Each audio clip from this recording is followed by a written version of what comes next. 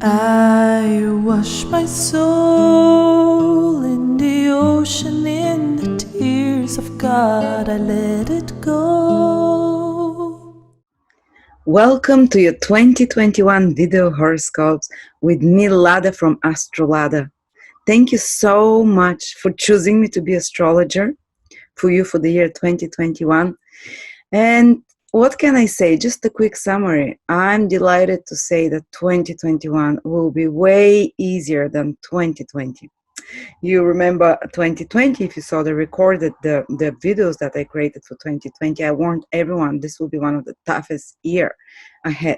For 2021, the action is moving from the cardinal signs like Aries, Capricorn, Cancer, and Libra, who had it the hardest, whether it was their ascendant, sun, or moon in 2020.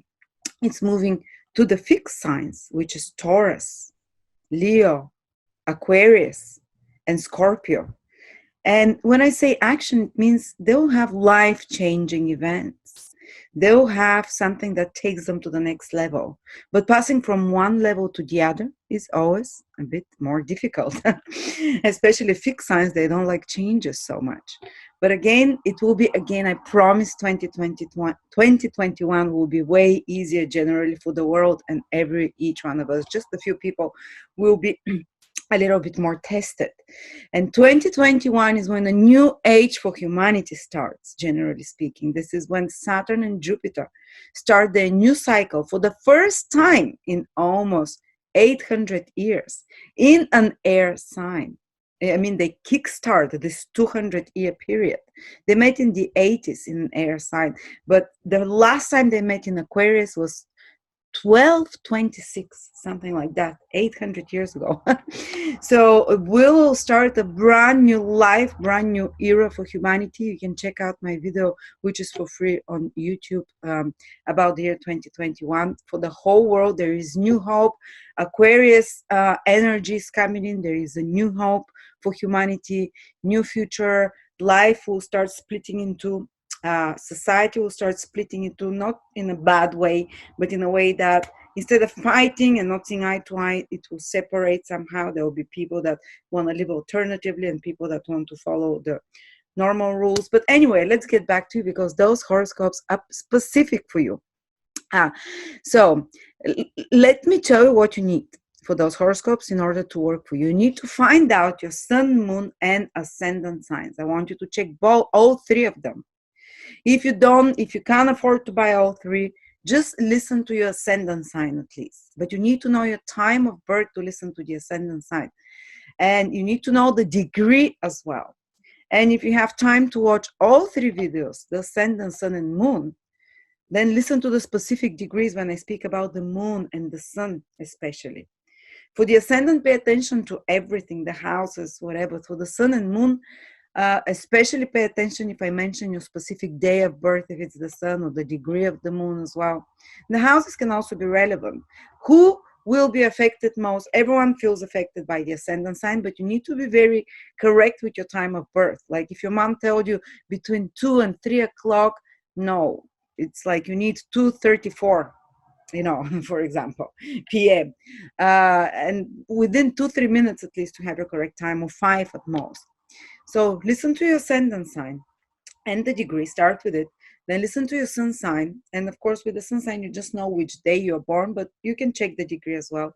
Listen to your moon sign. If you're born during the day, which means before the sun set, while the sun was above the horizon, the sun sign is very important for you because the sun becomes your ruling light. If you're born at night, like I am, when the sun has set, you have to find out what day the sun set on the day you were born and rose, so when you know your time of birth, whether it was day or night. So if you're born at night, the moon, it will be very important for you because the moon becomes your queen, the light. So but I would advise, listen to three of those: ascendant, sun, and moon. If you're a woman, the moon sign is usually very important. If you're a man, the sun sign is usually very important. If you're a woman in a competitive career or who has her own business or who is very much into her career, the sun sign becomes very important because the sun sign is our goals, is our masculine side, taking decisions. Let me tell you what the difference, the subtle differences between listening to your ascendant, sun, and moon is. With the ascendant, it is the physical body and your fated events. They're kind of pre-recorded for you. You really see the ascendant sign in when you, if you have your correct time of birth, you would see it as basically as events that materialize, that are happen around you, and they've been already, usually they're like preset somehow. They're set in stone. The ascendant is the most material aspect of the whole horoscope. It's kind of like our path, our destiny, whatever you want to say, the destiny of the soul. It's a little bit, we still have free will to some extent, but the ascendant is one of the most set ones.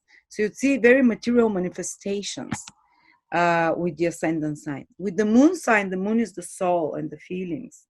So a lot of women, because women are more connected with their feelings, tend to actually resonate a lot with their moon sign. And they're like, yes, those things for the ascendant sign are happening, but what really, where my whole heart is and where my whole attention has been and where my whole excitement has been and my focus or pain or sadness, whatever, has been as per the moon sign prediction. So do check it out. While the sun sign is, and the moon sign is, again, the moon is connected to the past, so it's a little bit more karmic. It's something that has been maybe programmed for the soul before our birth, type of thing. While the sun sign is the spirit, which where we have the most free will. And with the sun sign, people often resonate when they listen to their sun sign. They say, wow, it's so correct. Especially people, the more self-sufficient and independent you are, the more and how do I say, the more it's the sun is where we have the free will power. And this is where we can influence the sun sign prediction, the events, the most. And this is what usually our goals, our dreams are about. The sun is like this ideal of the spirit where you want to reach, something that feeds your spirit, so to speak. So that's why a lot of people, especially in the West or in more, where people have more free will generally in countries like that, to determine their life, to determine their direction in life, because there are a lot of countries you cannot still do that. Some countries are still set like 1,000 years back, in mentality. But where there is more free will, usually in the more developed countries, or then the sun is very powerful. People can feel the sun very powerful, especially people that, as I said, men feel the sun very strongly. Women who have their own goals, who have freedom to go after career and things like that, to create their own careers. And especially if you have a stellium of planets in the same sign as your sun. For example, I'm Aries sun, but I also have their Venus, Mercury, Mars. So then I would feel the prediction from the sun sign very, very strongly. Maybe not as strongly as the ascendant, but it will be up there. And with the sun sign prediction, we have the most ability, when you listen to it, to take the higher road, to use our free will to change things to the best manifestation possible. With the ascendant, with the moon, well, with the moon, if you can control your feelings, but it's harder to control your feelings. With the sun sign, if you can control your thoughts, it's easier to control your thoughts than your feelings. With the ascendant sign, it's kind of more like set. So I told you this. How do you find out what your sun, moon, and ascendant signs are? You can, let me share my screen with you. You can go to my website, astrolada.com, where you can find any other, astrolada.com. Here it is. You can find any other astrology website, but I have this free birth chart calculator. You can go there. You can enter your details, your name, whatever it is, your birth time. Let's say you're born, okay, maybe you're not 8 years old, but the minute, you don't need the second. Very few people know the second. Your town, I'll say New York, continued, so it's easier. And here from the drop-down menu, you find out which New York it is. Let's say there might be New York in Texas, Henderson, okay? Let's say I was born there. And this is what you get. It might look like alien, alien stuff to you. But all you need to do is go here, planetary details. And I want you to take those first three, ascendant, sun, and moon. You see those three. and write the degree and the sign. So this person that I invented has the ascendant in Taurus at 24 degrees. Don't look at the second number, the second row. These are the seconds. So just round it up, 24 degrees Taurus. The sun is at 16 Aries. Usually everyone knows their sun sign. This is the sun sign is the same, every year at the same time. And the moon sign of this person is Libra at 8 degrees. Write those down. And if you hear when you're watching Libra, for example, we mentioned Libras born with sun, moon, or ascendant from 3 till 9 degrees, they would feel this influence very strongly. Well, 8 degrees is within that influence. So pay attention what I'm talking about. You're going to feel, especially when I give specific degrees or days. If you're using for the moon, it will be a degree. And you hear your degree or that it's within the range, pay attention to that. You're going to feel this big time. The same with the sun sign, but with the sun sign, I also give the day you were born. For example, people that have degree at 16 Aries, they're born around the 4th or 5th of April. Every year is the same. The ascendant, I'll give the degrees again. So if I say if you're born Taurus, for Tauruses who have anything in degrees from say 12 to 26, and this person has a 24 degrees in Taurus, you will feel this influence, and so on and so on. If you don't hear your degree, just listen. Start with the ascendant sign. The whole prediction for the ascendant sign will, the houses. Then go through the sun sign if you're born during the day, the moon sign second, or second if you're born at night, especially if you're a woman, and end with one of the three and listen to the three of them and see which one you resonate the most with. See which one makes the most sense for you. Watch it again in the middle of the year, towards the end of the year, and you will figure out which planet actually is very strong. But always the ascendant is so important, guys, if you know your time of birth. And because anyway, I cannot fully give you specific reading. I just look at the whole sign, the whole Taurus I'm going to be speaking, or the whole Gemini. But there is a way for you to be following daily your personal transits like no one else in the world has them.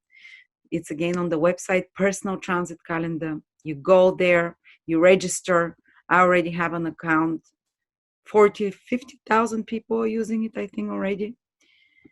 For free. It's weekly, it's for free. But nowhere else in the world and I show you how to use it here. There is an instructional video how to use the transits. But here you put your details. You can put as many people as you want. You're gonna get free for them, or you can buy. You can buy for a year transits or for a month transits. A lot of the people that are subscribe for a month at a time, and you can just watch your specific transits here. They come out. No one else in the world will have the same transits as you on the same time, unless you have a twin born at the same place at the same time at the same minute as you. Otherwise, those transits will always be different. And you can go through each day of the year and see which transits you have. And you click and you read, and that will, you don't need my videos. But in those videos, what I strive to do, because a person has so many transits throughout the year. Look at that. This is just for 1 month. So many transits. How do you make sense of them? In those yearly videos, this is what I help you do, especially if you watch them for your ascendant. To a lesser degree, sun and moon, but they're still relevant. And I give you the bigger, fuller picture, instead of like separate, you have like, for example, look how many transits I'm currently having this day today. And, so, which one, but I give you like a summary of it, like wrap it up. All right. There you go. I think we're ready. If you have written your sun, moon, or ascendant, let's dive in. But before that, just a little quick prayer for God and to bless the year 2021 and to protect anyone. So, dear Father, Mother, Creators, dear Jesus, dear Mary, Buddha, Allah, whoever whoever has the higher power from whatever place they're praying in the world, turn towards your higher power, to the angels, to the exalted beings that are taking care of humanity, that are selflessly helping us every day, our guardian angels, our departed beloved ones. Thank you so much for protecting us, for keeping us sane during the year 2020, for raising our consciousness collectively during that year. And I ask you for this new age that starts from the year 2021, from this brave new world. Let it be tilted towards the positive. Let the balance go towards the positive. Let more and more souls wake up to the divine love, to brotherhood, to peace. We're entering the age of Aquarius full speed from the beginning of 2021. May God, your desire and your plan for the world be fulfilled through each one of us. May brotherhood, love, equality, fraternity come, compassion between each other rather than separation. And let everyone who is watching this video find out the most important information for them, reach their heart, reach their soul. Let them connect with the information that is most relevant for them, and let them be prepared and help them through the path, and help me be a good channel and a good channeler of your wisdom, of your knowledge, so I can connect the people with the right inspiration. Amen. All right, let's start.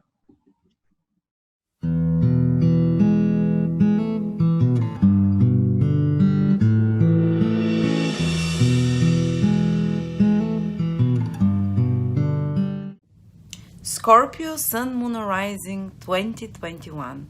Scorpios, you're starting a brand new chapter in life. Everyone actually starting a brand new chapter in life, but for you, it will be centered around your role as a caretaker, giver, a parent, because Saturn and Jupiter are going to join together from the end of 2020 and the whole 2021. They'll be influencing your fourth house from your Sun, Moon, or Ascendant, which is all about caretaking, nurturing, family, your personal emotional world, and life. It's almost like some of you will be able to settle, to start families. But before we go there, let's recapitulate what's been happening with Saturn and Jupiter in your third house in 2020. Third house is a communication house, and Saturn and Jupiter passing there for the last almost 2 years, actually, Saturn's been there, might have created some restrictions or limitations connected to social connectivity.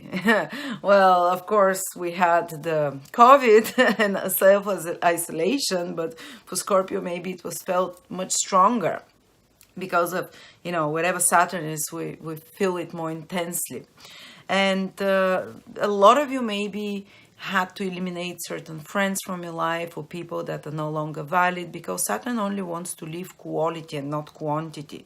And you question people that you are generally friends with, or generally third house is acquaintances, friends, people you hang out with, people in your social circle closest around you.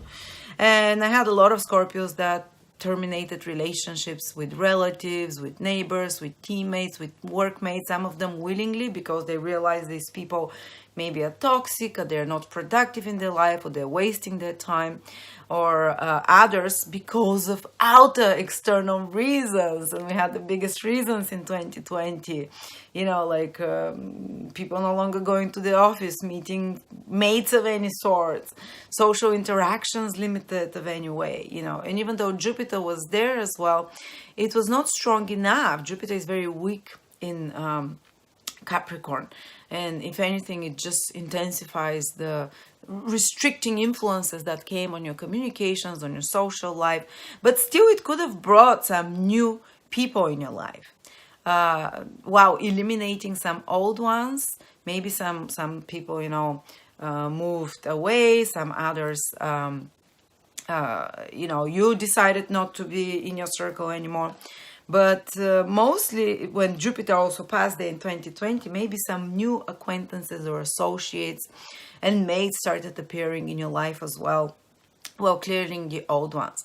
But also while Saturn transits the third house, you might have felt quite almost like stuck when it comes to communication and to expression. I've often noticed when Saturn transits the third house that people feel they're unheard, or even working in a team, they can feel like the others are not listening to their ideas, or they can't explain them correctly, some kind of frustration in communications that can happen.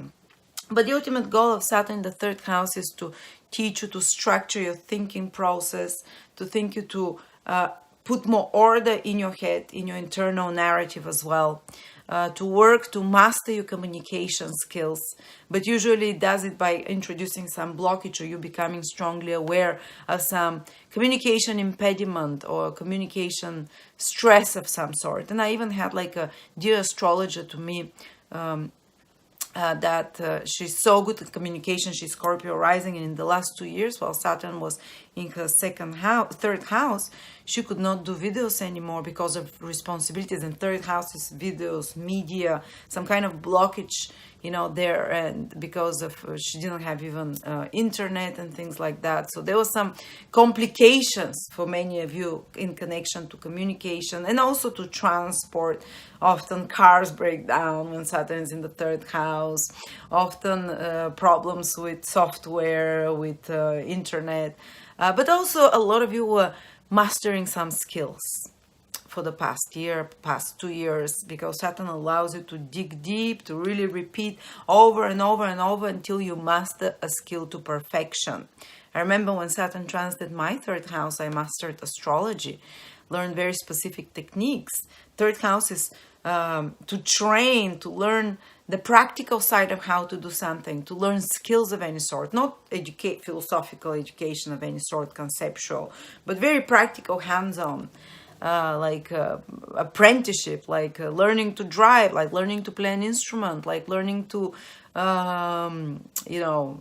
carve, or learning to operate a software machine, software of some sort, or learning to build your own website, or learning to make videos. The third house is marketing, media, anything that you use your brain, anything that you use your mind and your skills and communications and your thinking and writing. Some of you worked on some writing projects that were kind of probably taking longer. Some of you, and that you have to really master discipline in that area. But occasionally Saturn in the third house can also, because it's our internal narrative, our self-talk, the communications, and Saturn can lower the vibrations. And I had some Scorpio people tell me that they had a little bit of a mental depression, almost like always seeing the darkest, always seeing the most difficult side, always seeing and you naturally, as Scorpio, you have Capricorn here in your third house. So you tend to, this is the nature of Scorpio, your thinking is like, always goes to the worst case scenario type of thing.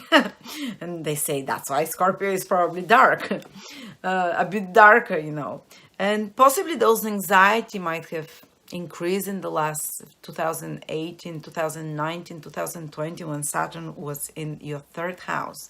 This likelihood to think more negative, but hopefully Jupiter helped a little bit in 2020 for you to learn to take yourself out of those negative self-talk. And the ultimate goal of the Saturn in the third house, again, is to learn to control the thoughts, not to allow them to overwhelm you. And of course, we start doing that because first Saturn introduces more negative thoughts and anxiety and likelihood to worry. But after that, because it's a long period, it's 2.5 years that Saturn stays in your third house. At the end, you just learn how to control those and how to master your thoughts. So you kind of have like a diploma now in communications, in mastering communications, in mastering some skill and knowledge. A lot of you maybe studied something. A lot of you might have like a diploma in more business communication, or in more structured communication, more structured writing, in more structured speaking, or in more perfected skills. We talked about that. And how to control your thoughts. But if there were also some complications with siblings or with relatives or with mates, some difficulties happening there while Saturn was in the third house, Now Saturn and Jupiter both moving out of your third house. They will be resolved by the end of 2020. And in 2021, you're no longer going to deal with any such problems. But I hope that Saturn and Jupiter in the third house has been also quite productive for you, especially people that have their own business.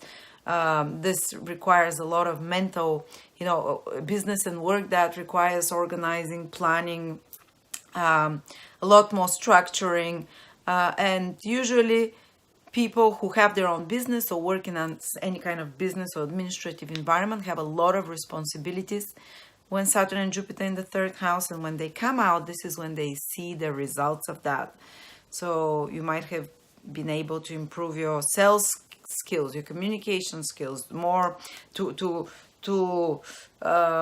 streamline the, say, if you have a website, to make it more practical, more easy to access, or some of you to had to chisel down and remove certain clients so they can have just the most quality clients, so to speak. So the hard work that you've done in this third house, with marketing, media, communication, business, commercial transactions, you start seeing the results when Saturn comes out. So you have will start running naturally, and you're no longer going to feel so many administrative responsibilities and mental overload anymore. But Saturn and Jupiter are moving into your fourth house, and the whole 2020, your focus will shift so much. And 2021, sorry, your focus will shift into your personal life, into family. You'll be having almost for 2 years, 2021 and 22, to deal with matters concerning your emotional security, your stability, emotional stability as well. And how it manifests in the external outside world is when you have Saturn and Jupiter. Is the ancients said that when Saturn and Jupiter trigger a house together, they manifest this house. They make it happen. So for some of you, fourth house is to start a family. Some of you, this is exactly what might be happening. Settling down, putting roots, finding a place that you belong in. And Jupiter will bring those opportunities, while Saturn will make you and help you make it happen. Others might be building their own house. Others might be selling or buying property, moving to different places. And because Saturn is involved, you should not rush. It will feel like it comes with heavy responsibilities of some sort and extra hard work. But everything good takes hard work. Everything that feels rewarding takes hard work. So don't fear that. Also, you can see someone start decide to do some renovations in their home. Others might decide, if you're involved in any business that involves nurturing, caring, whether for elderly or for children or for animals, or whether you're in the catering industry, which is fourth house again, or whether you're in real estate, you're gonna have 2 very intense, very powerful years for such careers, where you can really take your business to another level, or your work. You can have your work will increase in such areas of life. It will be more demanding on you, but at the same time more rewarding, especially towards the end of this period when you see the results. But others will have parenting responsibilities, for example.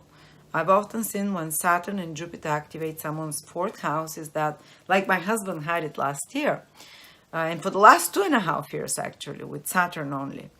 The parenting responsibilities or caring responsibilities become much heavier, become multiple. Jupiter expands it as well.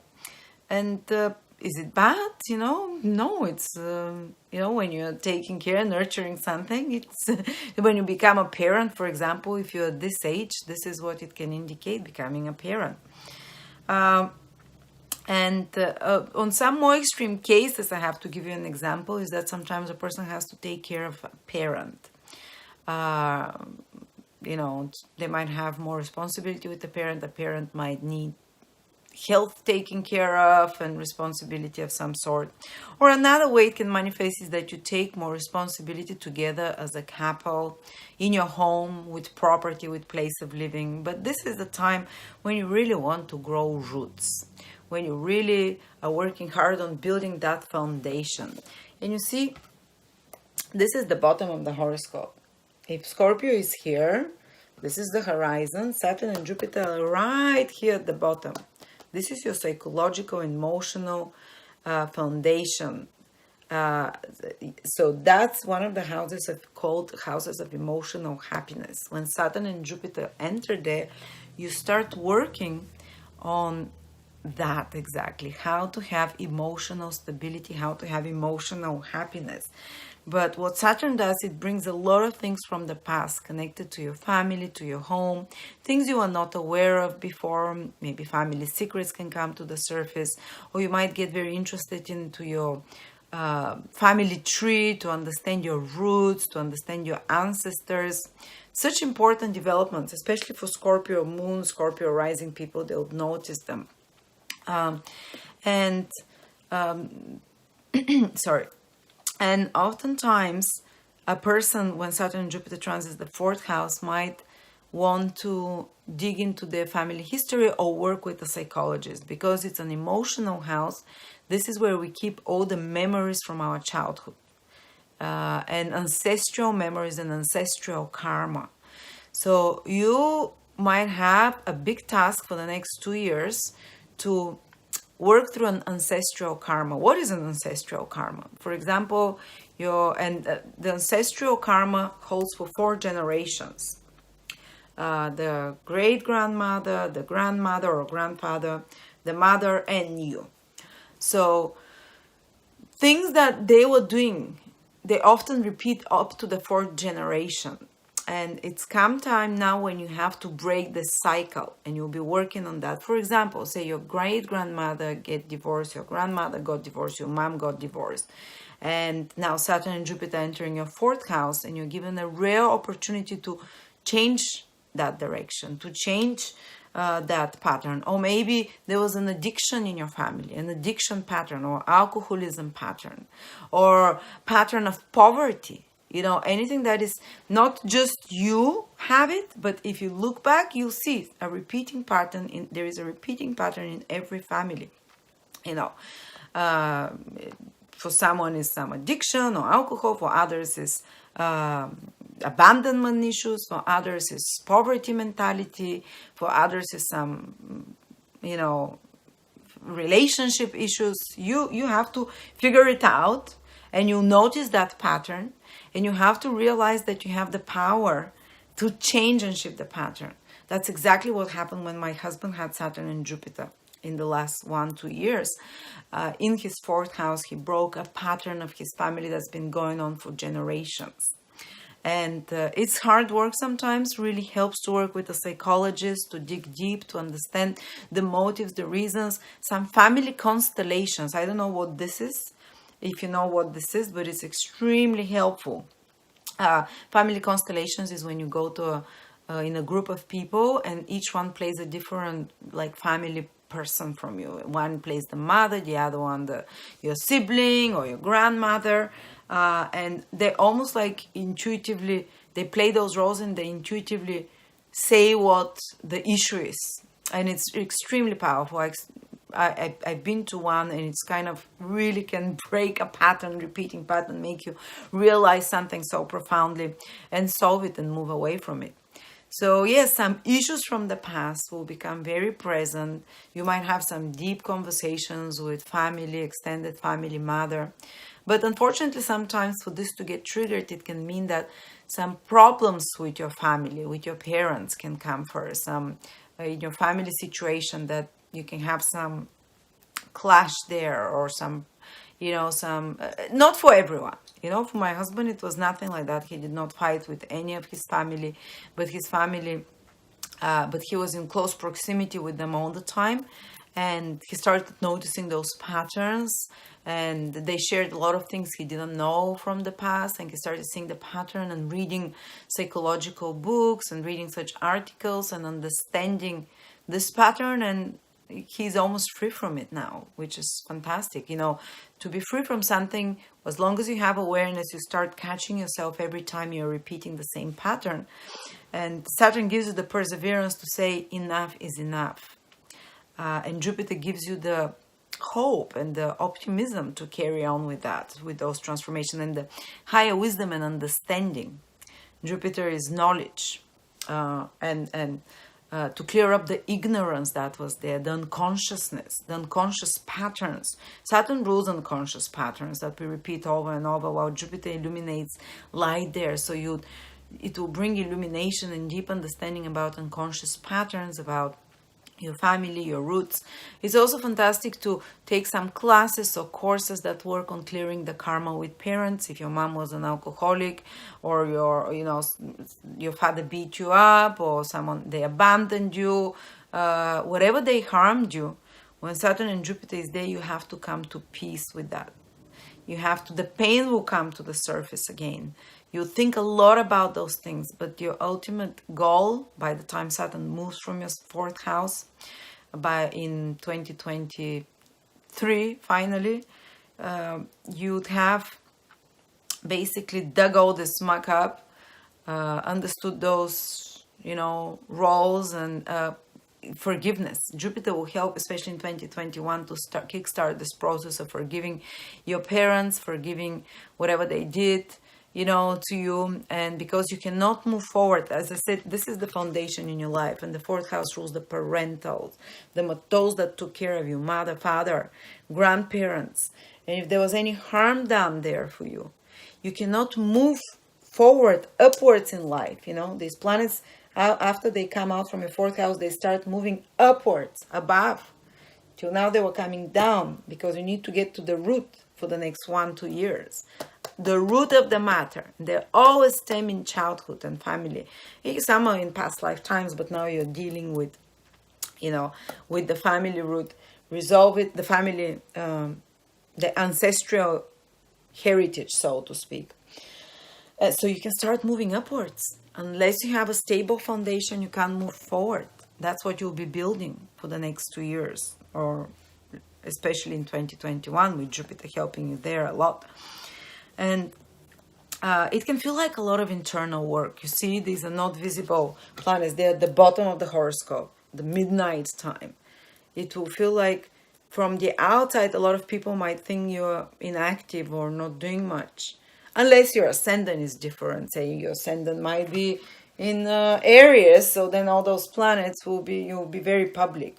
But if you have anything in Scorpio, you also have the Sun, Moon, or Ascendant. You have a lot of internal work to do.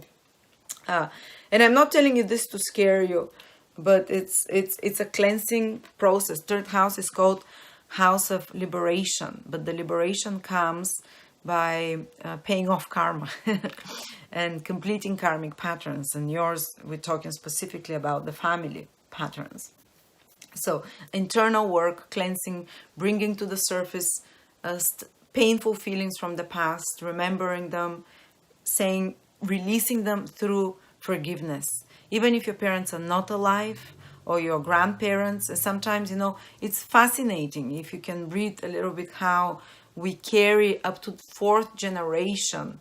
I'll not call the sins, but the mistakes of past ancestors. Like your grandmother might have had an abortion, and it can result in a way that you can't have children, because an abortion, I'm not saying that I don't agree for abortions, but many times they carry like a consequence. I'm giving you just like a silly example.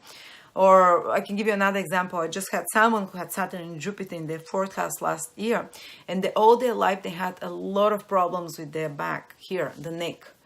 And they just and it was blocking them from so many things. And they dug deep with a psychologist, with their parents, and they found out that an uncle of theirs, you see again, family, extended family, uncle of theirs, like 70 years ago, when he was a teenager, he had a little sibling, and he was playing with the sibling, throwing him up and down, and he fell, and he dropped him by mistake, and he broke his neck and died.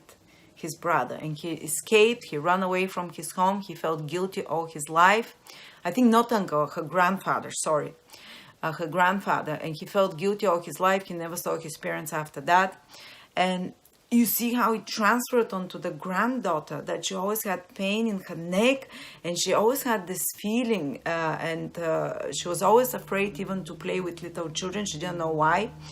And when she figured this out, the pain disappeared. She stopped the guilt process. She realized it's not from her. It comes from, and she made a prayer, and she said, like, uncle, granddad, you're forgiven. Don't worry, even though he's dead already. She made like a little, like a ritual in her head. She felt the compassion, even if you're not like some ritual person that you're gonna light candles when you find out something about the ancestral. You can just, through an internal process of compassion towards what has happened, and that it might be affecting you as well. Even though you're not aware consciously, you haven't been aware, but you would understand those connections, you see, with Saturn and Jupiter in your 4th house. And it's extremely liberating. Honestly, it's like burning, you're not burning your own karma only. You are healing yourself emotionally, and even physically it can do it, you know, and you're healing the whole previous generations, up to 3 behind you, 4 generations we're talking here. And as I said, sometimes there might have been an abortion of your mom or your grandmother or great-grandmother, and this can be causing some problems of you conceiving a child. And you have to, when you realize that, so it's very important to dig into the history, to ask your parents or aunts or whoever remembers, for you to see the pattern. And when you understand it, you realize that maybe your grandmother made an abortion because someone raped her, you know, whatever.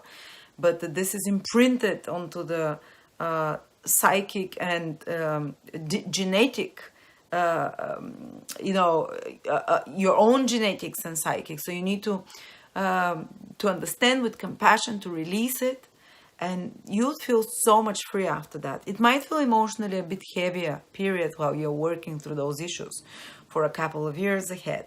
But believe me, the ultimate goal is emotional strength, stability, liberation, and being free of damaging karma. All right, so interesting times will be ahead. But on the more material level, you know, like what I've seen also with my husband, for those 2 years, Saturn was in his 2nd house, 2.5 years. We bought one property. Things don't go slowly. You can't rush such things when Saturn is there. He had a lot of responsibility as a parent, caregiving parent. He was working very hard with 2 babies. He was like the mother of them while I was working. So get ready for such things. You have to do it. Don't escape caring, nurturing responsibilities or family responsibilities. They're your biggest priorities for 2 years ahead. And changing family patterns. And as I said, some people build houses, then others relocate, others bring another child in. Worst case scenario, some difficulties with parents, some stagnation with family, some obstacles to overcome there. But again, always the final result, the universe pushes us always towards better and better. Okay, some people become guardians of land. Some people get very much involved with land and property of some sort, dealings of such things, you know. Emotionally, now, we talked a lot about emotional things, and a lot of 4th house rules the feelings, especially the feelings that were programmed in you by family. You know, was there depression in your family? Recurring or suicide in your family. You know, there's these things up to 3 generations back. These things will never stay without consequences. Again, you have to understand it with compassion, release it, don't blame them, forgive those that happen, and it can heal an emotional issue of yours as well. Some kind of an emotional depression or stagnant feelings. Very, very important work you're doing, guys, here.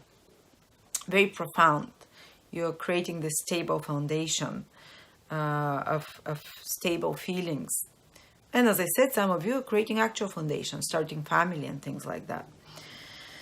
And interestingly enough, those Saturn-Jupiter conjunction will determine what important roles people will play for the next 20 years in society. It's almost like you'll be something you start in 2021, some self-exploration, deep or psychological, emotionally, or some business or work or studies, that places you in a position that you'll be like almost like the agony aunt of people. I don't know if you know this expression, but when others go to for shelter, like a mother, like a mothering, nurturing role. And you can be, for example, some of you can play a really important role like a psychologist, like transformers of feelings of others going to you for to give them the sense of rootedness and emotional strength, which is the fourth house, to connect with their heart center. The fourth house rules the heart center. Fifth house as well, but in a different level. Fourth house is the ability to connect emotionally with others, to connect emotionally with yourself and your needs. And you will be this anchoring force for many people ahead. I think a lot of you will come over the next 20 years to do some big reformations, starting already from 2020. In the fourth house is the family system for society. Not only the family system, but also the living conditions of families. Those of you who, and I think a lot of Scorpios can reach such positions that they can contribute either with business, with knowledge, with their social role. Saturn and Jupiter rule the social role for the next 20 years because of this new conjunction there that determines what social role you play.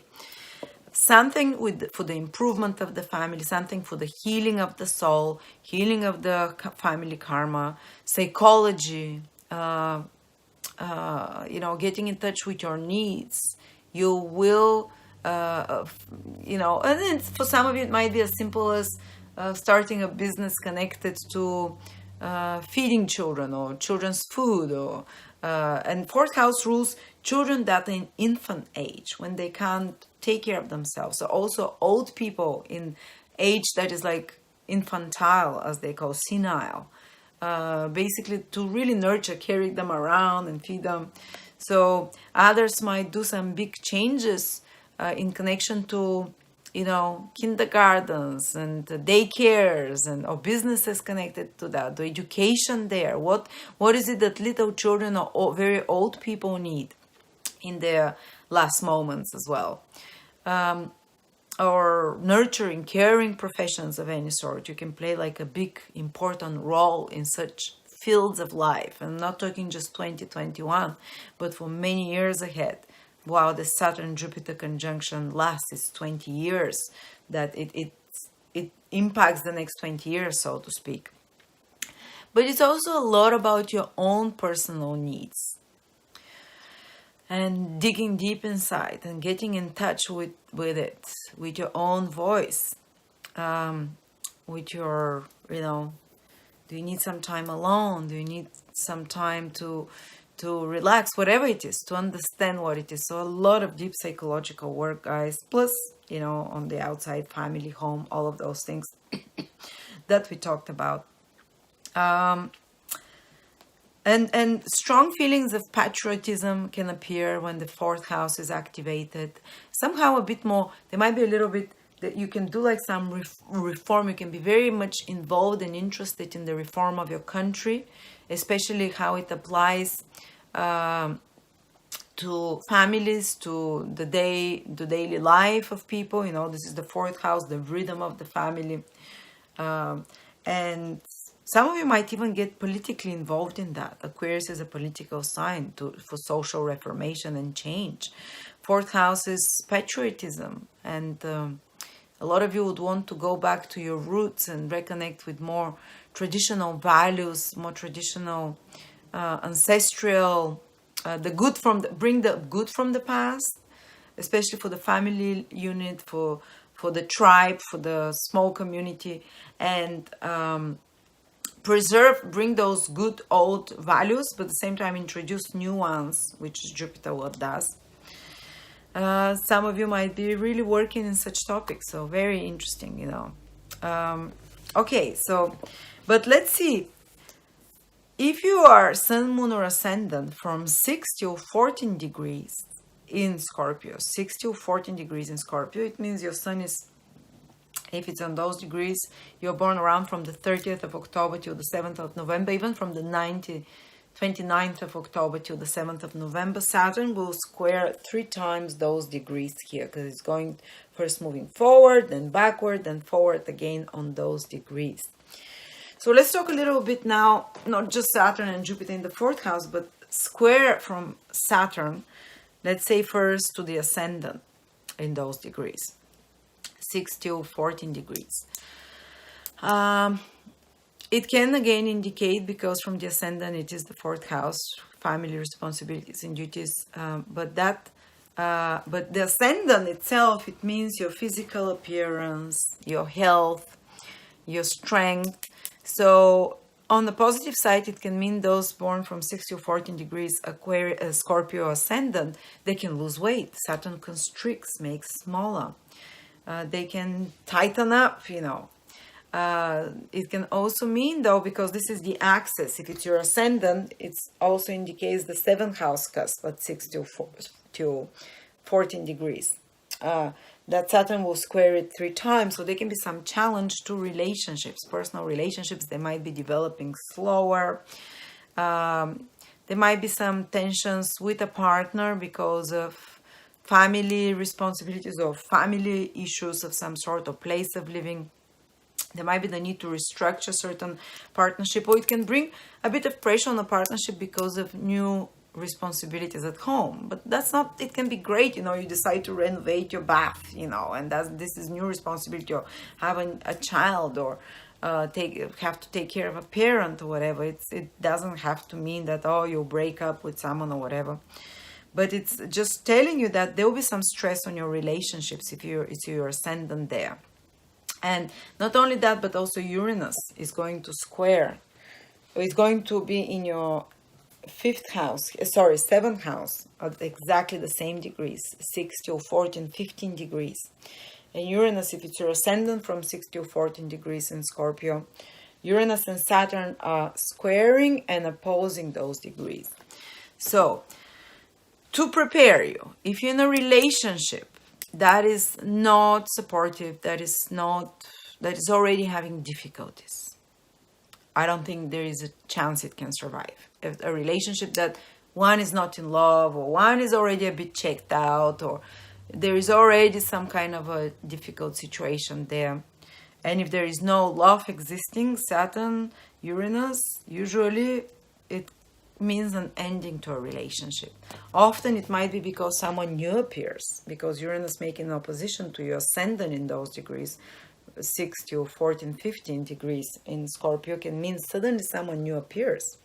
So it can, it can make a big change in your family situation, having to, say if you're married and whatever. So it can put stress on where you're living, family situation. But if you're single, it can mean someone new appearing suddenly out of the blue, and because of that you have to move, and there's some changes with your home and environment. But the relationship status does not stay the same, for better or worse. Some might be separating if you're on those degrees with partners, and it might be even business partners. 7th house is not only marriage partners, boyfriend, girlfriends, it's business partners, business relationships. And you might just decide to, because Saturn square means like, let me restructure my partnerships and my collaborations. I see here some difficulty, let me work harder to fix it. And Uranus wants to innovate, to bring new energy, so you can leave behind some partners, some clients. 7th house is also such things, while introducing new ones, Uranus. Bringing new strategy for clients, and for partnerships, similar, personal partnerships as well. At the same time, Uranus and Saturn both aspecting your ascendant, definitely change in the physical appearance. Some of you can lose weight, some of you can start working out or changing something in the appearance. Very, Or your partner, if it's your ascendant 60 or 15, your partner with Uranus opposition here, your partner can decide to do something very new. They might have to work somewhere far away, for example, so you can meet, they have to come and go. Or something happens where you have to have periods of separation from time to time. This is Uranus, so they have to travel more, or they have to be somewhere else. That's another way it can play out. Or your partner might be starting something, some new phase in their life, and that puts pressure on your family life as well, Saturn, and on you. Like your partner just goes through a midlife crisis and decides something new, Uranian, goes a bit wild. Oh, I want to travel the world. Oh, let's relocate to a different part of the world. This can happen, and if you're in a good relationship and you want to preserve it and you have children and there is love between the two of you, Saturn, Uranus square your ascendant, and in the seventh house, can indicate that you have to make a big reshuffling and change in the relationship. Again, possibly through Saturn in the fourth house, maybe changing place of living, maybe introducing some new responsibilities, or maybe I don't know, trying something different, whatever it is. This is what Uranus from the seventh house demands. But you still can't abandon all responsibilities in the family. You can't abandon responsibilities, but you have to introduce something new. There's something exciting to break the pattern in the relationship, which is Uranus from the seventh house. Okay, interesting times. And if it's your, let's say, moon from 60 or 15 degrees, Saturn squares it, Uranus opposes it. The moon naturally indicates place of living. I think that's very strong indication moving to some other place, changing something with your home. You have to be a bit more careful for pregnancies because it's a bit more stressful influence for pregnancies. If you're pregnant with those degrees of moon, careful. Also hormones. Hormones are ruled by the moon, especially the female hormones. They might be going up and down. Make sure you check your hormones around that time. Some changes can be happening. Also, the moon is the mother. If it's from 60 or 15 degrees in Scorpio, that's my son. The mother might, hopefully it's relocation for us. I'll be moving them around. Next year, we'll be moving to Europe, back to USA, all over the place. But it might be something that happens with the mother that's more challenging. She needs your support and help, or that it can strain the relationship with the mother or with females in your life. Moon represents females. It can indicate that there is some tension with or your wife. Sometimes if you're a male, the moon can be that she's going through some changes, something, working through old issues, but also wanting to introduce new changes there. The moon is your emotions.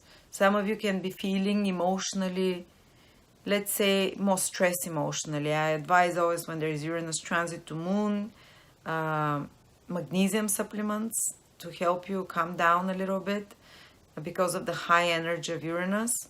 While with Saturn, you need grounding and root vegetables and things like that to ground the feelings. But Uranus opposing the moon can also indicate like some emotional connections in your life, even relationships that are being changed, that are being tested, that they need to on and off, or something needs to be, something new, exciting has to happen there for it to be preserved. But the moon is also your own self-image. How do you perceive yourself? Your emotional needs. I see again such theme, especially if your moon is in Scorpio, very much working on your emotional needs. You can change them somehow as well. Women, feelings, we talked about that. And there might be the need for more personal freedom in relationships. For you, Scorpio, your partners might show it, or you might show it. Especially those that are from 60 or 15 degrees in Scorpio. You need new people as well in your life. Uranus opposing moon or ascendant indicates that totally new people will come into your life. I'm not talking just, boyfriends, girlfriends. I'm talking about someone who is, partners and people that you surround yourself, best friends type of people. So some very quirky, unusual people can come into your life to make it exciting, to open new doors for you, while you're working on your own emotional matters as well. So there is something exciting. For example, my husband met me exactly when Uranus opposed his ascendant. And I was so different than anything he's ever seen. An astrologer, foreigner from the other end of the world, older than him. It's like expect the unexpected if you have those degrees, 6 to 14, 15. Scorpio ascendant or Scorpio moon, Scorpio sun as well. It will be exciting people that awaken your desire for new adventure, for to change yourself, to see different perspectives. And if it's your Sunday in those degrees, basically born from October, or is that 30th to November the 8th approximately, you can be a change in your career that's happening with this Uranus and Saturn squaring. There might be some challenge with the father figure, male figure, husband figure. You might be questioning, is this the career I want to stay in? You might want to take a new direction, and Saturn will help you work hard through that. Saturn, but there might be for some obstacles connected to your self-identity, to your ego, to your self-confidence. And Saturn pushes for hard work, Uranus pushes for innovations. So let's take the highest manifestation of those two planets. You can, through hard work, you can, and through old experience, which is Saturn, that you rely on, you can, and maybe some crisis that happens with bosses, authority figures, your career, your work, your goals, you can change, which is Uranus. You can change and innovate your career, your work. But if you've been in some professional direction, which is usually what the sun is connected to, which is satisfying, it's gonna end it, and you're gonna change into a new direction now with Saturn, Uranus aspecting those degrees. You're gonna just definitely either, start a new job or new direction, or if you're already doing something that is your goal and mission and you like it, you're gonna do some restructuring there, some innovations. Maybe someone will trigger you into that. So yeah, interesting times. And the sun represents males. There can be some challenges with male figures, but also the need to innovate, like introduce new such male figures, for example. And the sun, what is it? Also the father, sometimes it can indicate certain situations with the father, difficult period he has to go through. But ultimately your ego, the sun is the ego, yourself, who am I, is changing and is taking a new direction. And it's because you're emotionally transforming as well with Saturn in the 4th house, And very quickly to mention that Jupiter is going to be for a short period in your 5th house, Scorpio, and that is, when exactly is that? Sorry about that. Jupiter is from May till July sometime, is in your 5th house. Sorry. Till June, till July, yes. So for about 2.5 months from the end of May the 13th, Jupiter enters Pisces, your 5th house, till July, till the end of July. So 2.5 months, Jupiter will be in the first 2-3 degrees of Pisces. First of all, this means that the spring months in the Northern Hemisphere and the early summer, there is a strong possibility for romance that comes with Jupiter there, because the 5th house is to fall in love, to have children, to feel inspiration. So it will lighten up the year with the trine, especially for the early born Scorpios. Those who are born right like on the 23rd, 22nd of October, 23rd, 24th, 25th of October, the very early Scorpios. Or if you have your ascendant from 0, 1, 2, 3 degrees, the first 3, 4 degrees at most, they will feel this opportunity to fall in love, this expansion that comes in the May, June, July. this new inspiration, new creative business that you can start, that you can have more parties and fun, let your hair down and enjoy yourself. And you ask, what about the other Scorpios? Well, the others will have it in 2022, and because Jupiter comes back again to the fourth house for you to work on emotional, home, roots, all those things, then comes back from 2022, from the end of 2021, and most of 2022 comes into your fifth house, and that's when all the other Scorpios will have expansion, possibility to fall in love, to renew their love life, and it's gonna happen very easy. But those early born Scorpios in 2021, but I think because it's in your fifth house for 2-3 months, all Scorpios, but especially the early ones, they'll feel it the strongest. A gift from the universe. The fifth house is good karma. So from the middle of May till the end of I think the end of July sometime, yes. Yes, till the end of July. So till July 28th, so till August almost. Go have fun. This is what Jupiter will allow you to do. Jupiter will allow you to feel life is much lighter. That you'll come out of this space of internal work of Jupiter, Saturn in the fourth house, looking within, fixing family karma, forgiving parents, healing all those things, or just being at home. Fourth house is a lot about home, or nurturing, caring, or if you're a nurse or whatever, it's kind of it's all focused there. But when Jupiter comes in the fifth house, if you have any trips, any holidays, do it then. You're really gonna have a blast from May the 13th to July 28th. And possibility to fall in love or to meet someone and that sparks you up, or to take a relationship to the next level. And with this Uranus in your seventh house, guys, it's honestly it can happen so fast for some of you. Okay, some creative hobbies, some new joyful experiences from the middle of May till the end of July. It brightens up, it gets lighter, beautiful.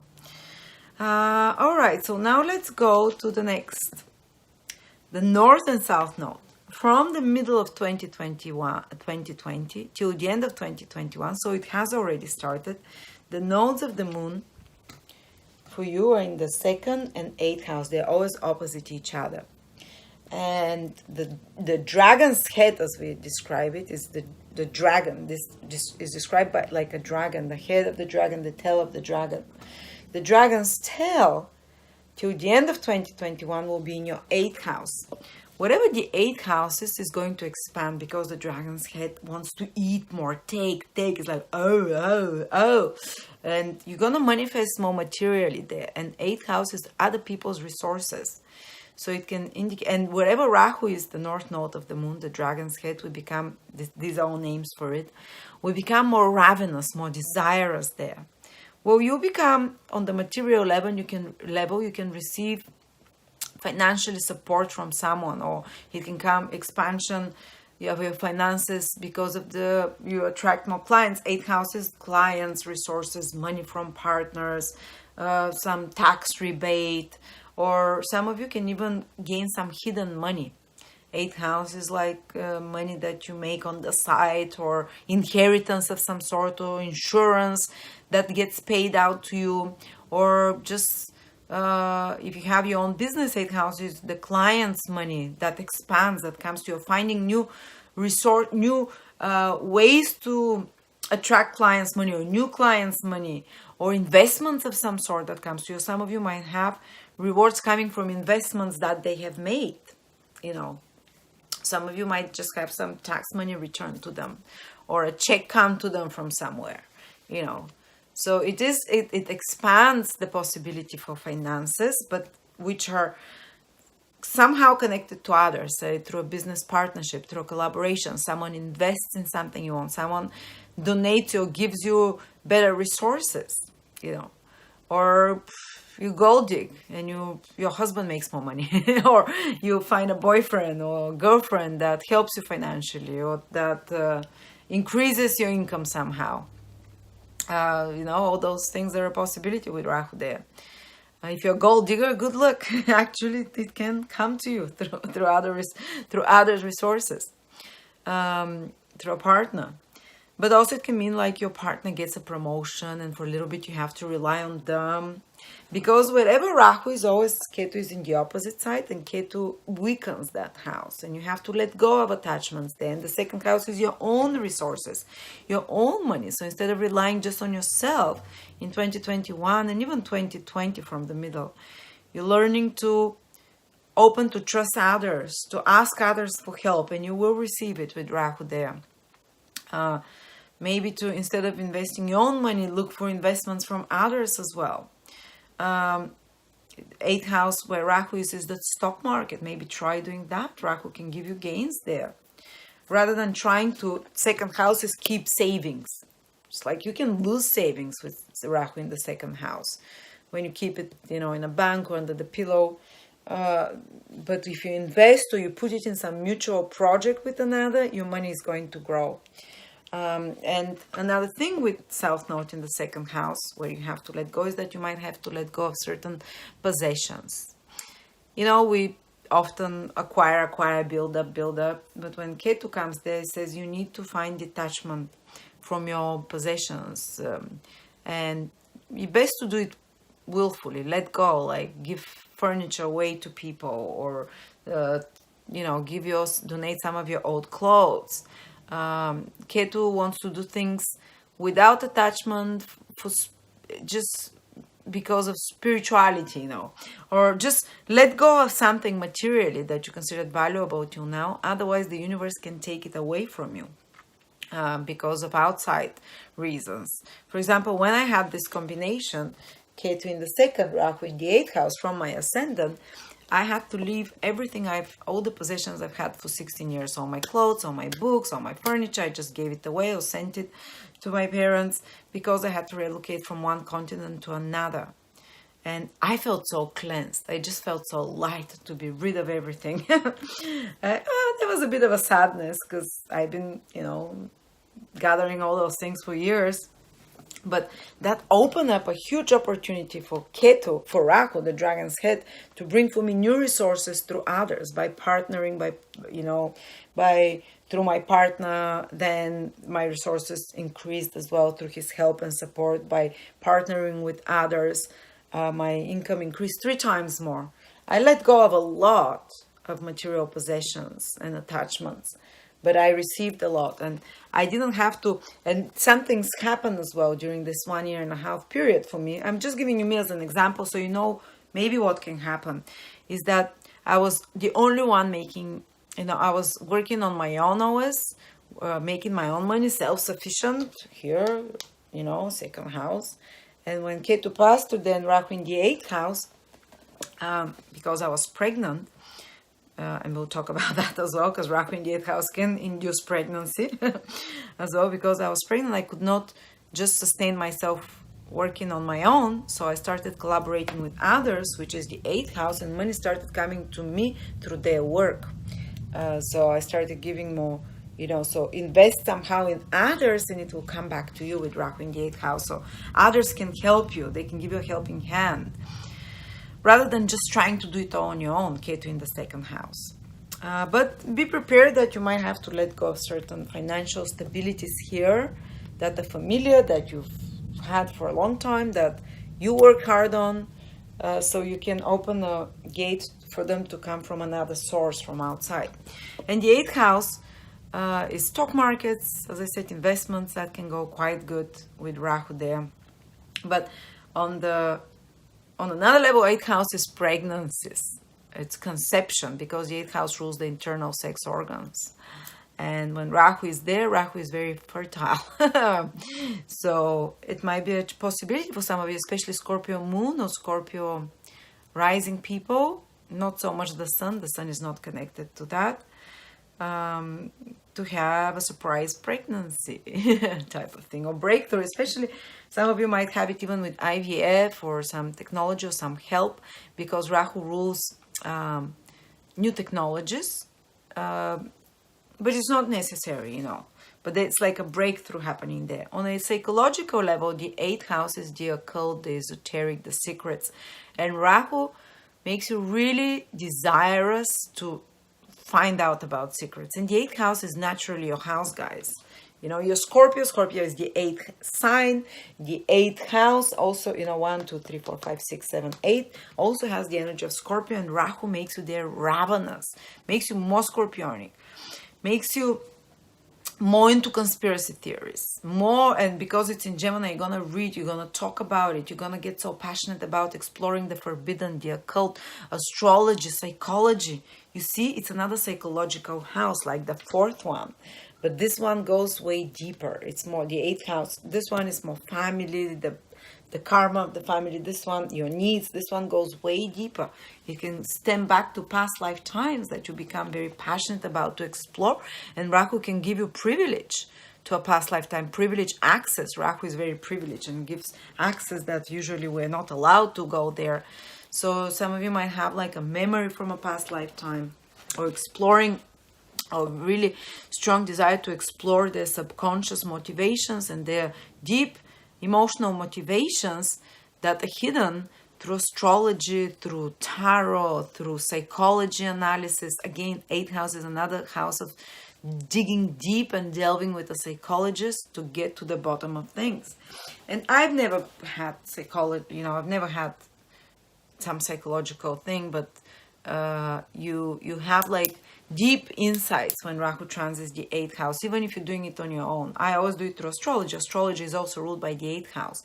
You can just develop fascination and passion to the occult, the hidden, the astrology. If you're an astrologer, if you're someone involved with tarot or with healing professions, which is the 8th house, like for example, someone who heals, family traumas again, or someone who's healing, who is working with bereaved people, with people that are going through divorce, through big life transformations or emergencies of any sort. You can have like a sudden jump in your career.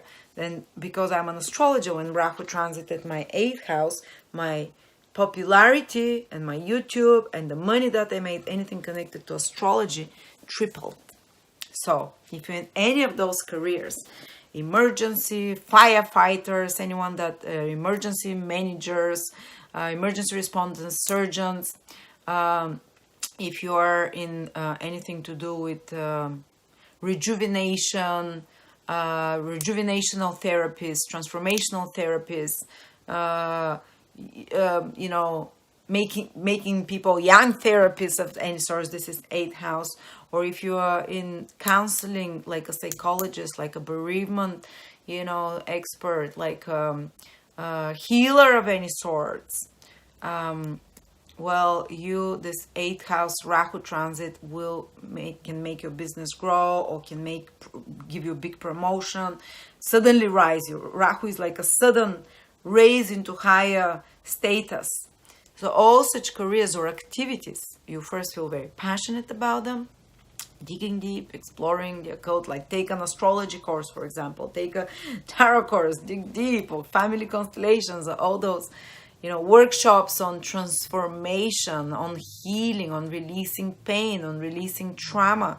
You'd have such a huge success. Like you see, all the planets are lining up and ganging up this year in those emotional karmic houses where you're releasing karmic baggage, especially that's locked in the feelings, in the feeling body. These are the feeling houses. Traumas from family, traumas from past lifetimes. Everything, 12 houses, past lifetimes as well. This is where everything is being activated.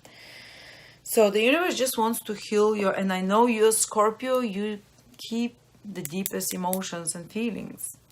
And now you're going to be rationalizing through them and exploring them with your mind, because your feeling houses are in intellectual signs, in Aquarius, in Gemini, where you think, when you talk about that, when you explore it, when you study about that, you're going to understand it with the mind, and you're going to release so much pent-up, painful feelings, have a breakthrough psychologically. And it allows for transformations, sudden transformations. When Rahu transits the 8th, or Jupiter, because they both have this like bam, you can have a sudden healing as well. And often it might be sexual healing. Because eighth house is one of the houses of sex together with the fifth. Eighth house, sexual house, is very deeply bonding. The fifth house is more about pleasure and entertainment and having fun, like, erotic sex. Eighth house is deep transformational sex. You can heal a person through sex when they're very committed deeply, when you're very into the other person. That also happened to me. I was like in a low grade depression of 7 years. I met my husband, Rahu in the eighth house. I met my soulmate then. And I've never had a stronger sexual connection with anyone. And I just shed a ton of emotional, like my emotions overnight, like from to So, but I think the work of the healing of the emotions might take a couple of years, but Rahu is really helping in 2021 to make this transformation faster. And eighth house is miraculous healings of any sorts, because it's an emotional house, and it's a house of where you suddenly resolve an emotional issue. When Rahu transits there, like you have an aha, a breakthrough. And because all physical health issues stem from some unresolved emotional issue. Okay, most of them, And when you get to the bottom of this one, when you have a breakthrough, even if it's not conscious, you kind of release it when Rahu is in the eighth house. And that can seep into and trickle into healing the physical as well. So I've seen a few cases when Rahu transits the eighth sign from the ascendant or the moon in particular. I haven't seen it from the sun. I hope it happens from the sun as well, where a person really heals a long-lasting illness, disease, because there is a shift in their psychology, in their psyche. There is it's like eighth house rules near-death experiences. People that have had near-death experiences, they come transformed people. Like their cancers suddenly disappear, their all life illnesses that they've had for lifetime, for a whole lifetime, they suddenly disappear after a near-death experience. I'm not saying you're going to have a near-death experience, but you're going to have some deep transformations in your psychology, in your psyche, so profound that it shifts you on a different emotional wavelength that can bring a healing of a deep sort. Okay. And it's desirous sexually, Rahu in the eighth house. Rahu wants to do taboo things, forbidden things a little bit. Sexually, you can experiment there a bit more. Eighth house rules hidden relationships. Rahu might want to try something a bit, Just saying it's a possibility. I'm not saying it will happen for all of you Scorpios. But you can also notice that you're becoming way more scorpionic than other times. Just reading people like an X-ray. Seeing like any bullshit. Eighth house is this energy of seeing through the lies and getting to the bottom of things. And Rahu there makes you just speeds up those energies. Plus Rahu through the eighth house can open up chakras. Kundalini chakras. Because the eighth house rules any apertures in the body, not just anus and such type of stuff, but the energetic apertures, and the chakras are exactly that energetic vortexes that open the body to the outer energies. So the chakras can start spinning faster when Rahu transits the eighth house, and it can, spiritual awakenings or realizations happen, and healings of sorts as well. If it happens too fast, it can be, and sex can be used as well as that. I don't recommend you, it's dangerous, but sometimes sex, when it's healing sex, it can speed up the chakras, bring up the energy, the kundalini up, and cleanse the body. Or it's through other ways, through other purification means. The eighth house rules all purging of any sorts. That can happen, emotional, psychological purging, through working with a psychologist or through astrology, deep realizations of such sort. And at the same time, you might get like some fascination with anything that is eighth housey, like squeezing pimples, detoxing, purging. It's kind of weird things that are kind of nicely satisfying, Okay, and south node in the second house. You're detaching from material attachments. That's we talked a lot about it. We talked letting go of certain possessions, detaching from material attachments. But also, you might let go of certain attachment to food, addiction to food. You might end some addiction to food. And you see, it's again letting go of what you put in your body, or you can become disinterested in certain substances that you put in your body. It can allow you to lose even appetite sometimes when South Node transits the second house from ascendant or from moon, from the sun. Again, I'm not so sure. Okay. And just lose interest towards the most superficial materialistic things in life. It's like pleasures of the flesh, or no, pleasures of like food and money and things that naturally the simplistic pleasures, because you want to explore with Rahu the deeper things, not things at face value, the second house, not what is obvious. You want to explore the deeper things, the way more intense psychologically things. So you lose interest towards the more outer experiences, outer manifestations of life. And this can be especially strong around the eclipses, all those Rahu, Ketu influences. There is a full moon eclipse at 5 Sagittarius in May 26th. And that can mean when you're kind of complete something connected with finances, resources, complete some project connected to resources and finances, material security, let go of certain source of material security, or see the results of some financial project. Then there is a solar eclipse on June the 10th, so you can feel it a month before or a few months after, in Gemini, in your 8th house, which is new moon eclipse with Rahu, which means new beginnings, so some new source of it. So first you let go of something financially with the first lunar eclipse, then the second one in June, and you can feel it before that and after that. In June, new sources can come to you from a different area, from partnerships, 8th house, or from insurance inheritance, or some new source of income from outside sources. Or some new kind of idea for investment can happen for you. Something you can, but you gain something through it because it's with Rahu, through some insurance, inheritance, hidden money of some sort. So, or from another person, or from your partner's increase of finances, for example, and some fascination.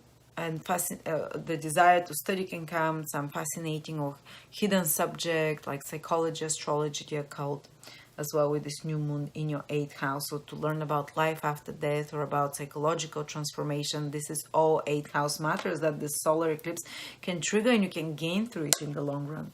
Then there is a lunar eclipse. Now this one is very important for you. On November the 19th, it's 19th or 17th? November the 19th, at 27 degrees Taurus, here in your 7th house. So November, guys, the late-born Scorpios will feel very strongly this eclipse in your relationship zone. And that's a full moon eclipse. No, it's not full moon eclipse. November is a lunar eclipse, yes. Lunar eclipse. So full moon eclipse here.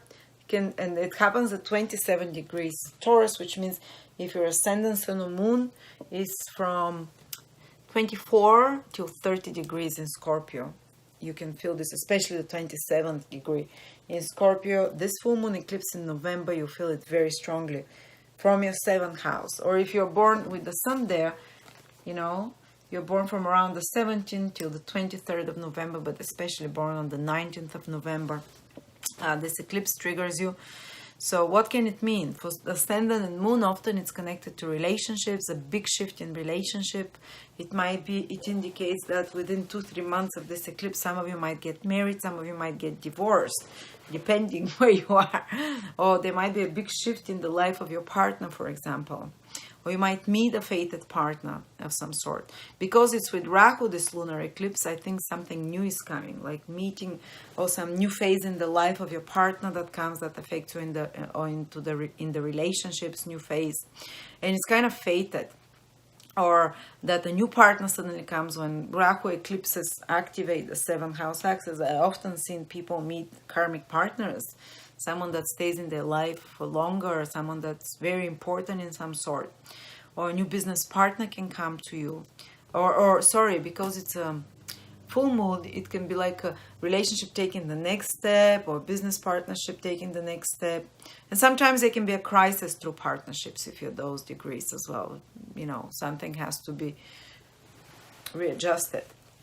Or seeing the results of some project you've done with a partner, or some kind of a rewards, or seeing the results of a partner getting a promotion, or if your boyfriend, girlfriend, like it can be getting engaged.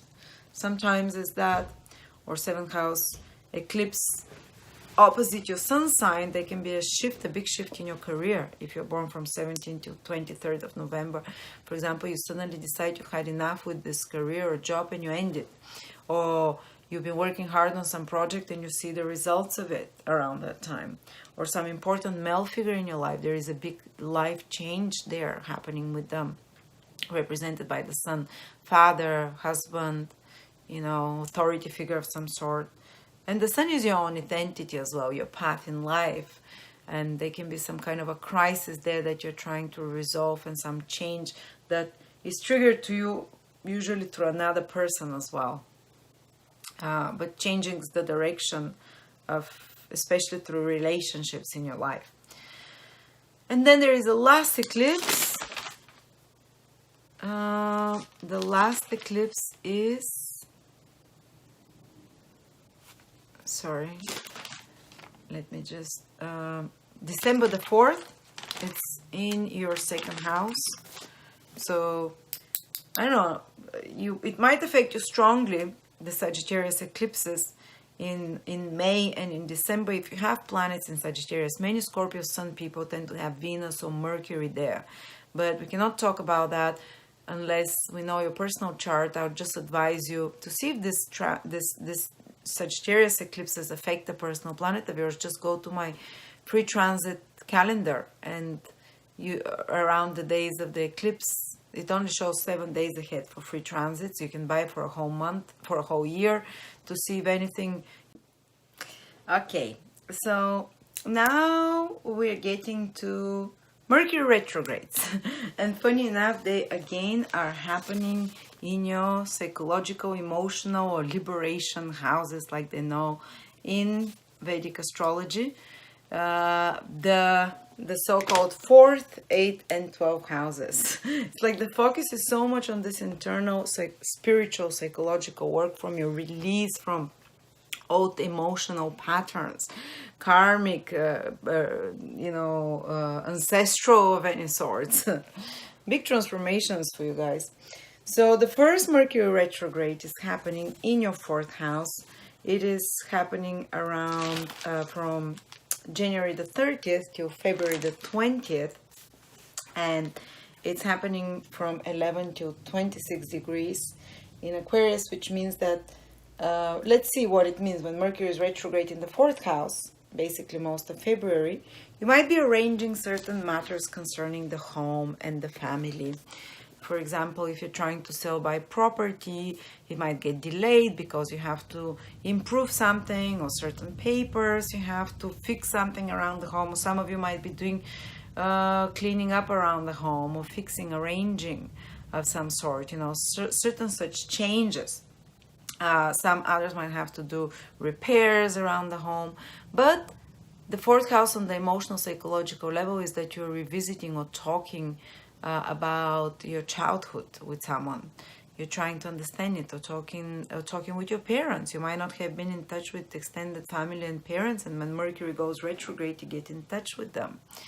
It can also indicate that you are digging deep to understand the family dynamics, or that there might be some little crisis in the family dynamics, and some clarifying conversation might need to happen for you to address issues, what rules to have in the house, how to better have balance in the family and the people that you're living with, or you can bring up some issues or someone from the family or your mother from the past that was upsetting you about home or environment or the family situation or living together, to discuss them, to direct them, and to address them, and hopefully to resolve them. But but sometimes it can indicate some conflict with family members, and sometimes you might have to reevaluate who do you want to allow in your close environment, because they might be disturbing you emotionally. They might be creating more toxic emotional environment. So you're leading such conversation, thinking about such topics, you're looking at such matters from a different perspective.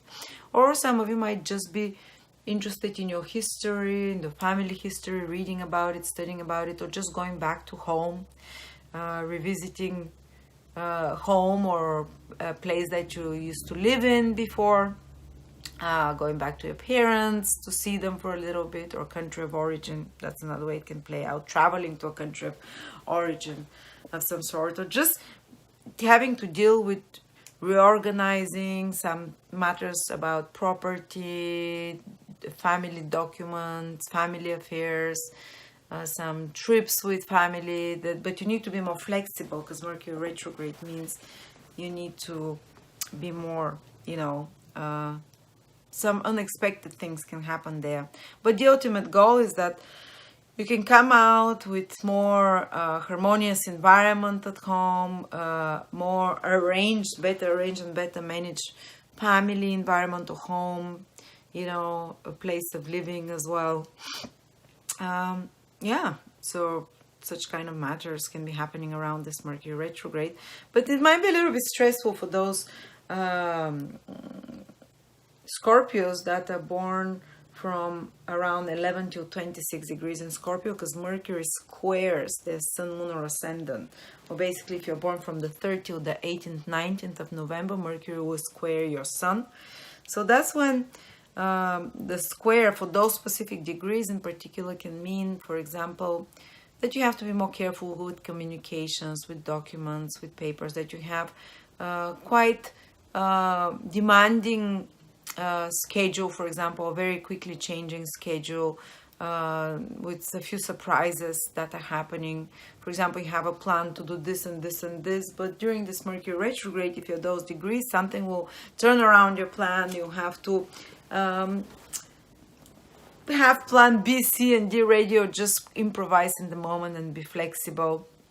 Might be a little bit stressful with certain, communication devices, meetings, miscommunications. They're displacing of mercurial things like papers, documents, passwords, and just having to sort out some mistakes in communication, in correspondence, or fix anything mercurial with your intelligence, with your knowledge, with your skills. Basically, Mercury is using your skills and your mind and communications to fix, to edit something. But the ultimate goal is that you can have, by the time Mercury turns direct after the 20th of February, you can fix such problems. You can, if you had to use a lot more of your skills in any sort, or a lot more of your focus, like presence. A retrograde planet requires you to be more present in the moment. In mercurial matters, basically, with written, spoken plans and information. So the final result can be 3 times more lasting. Okay, and then the next Mercury retrograde is going to be in Gemini, and it happens from May the 20th till June 22nd, for about basically most of June. And it's happening in Gemini here in your 8th house. So this is the time when you can really, for example, what is it? You might have to, re-examine certain taxes, or you might decide to change your practice of how you do your taxes, or your tax plan, or you have to work hard on some documents for insurances, for inheritances, or you might be working on some, might want to change your business strategy, Mercury's business strategy, in regards how to attract financial resources from others. Or you might have to rebudget financially. This is your mutual resources with a partner. and Mercury retrograde there, is some changes happening there. You know, you might decide to that you want to buy something with your partner, so let's make a plan how we're gonna save a bit more, so we can, you know, and don't worry, it will help you. Rahu in the 8th house as well will help you save more with a partner when it's with, you know, mutual resources and finances.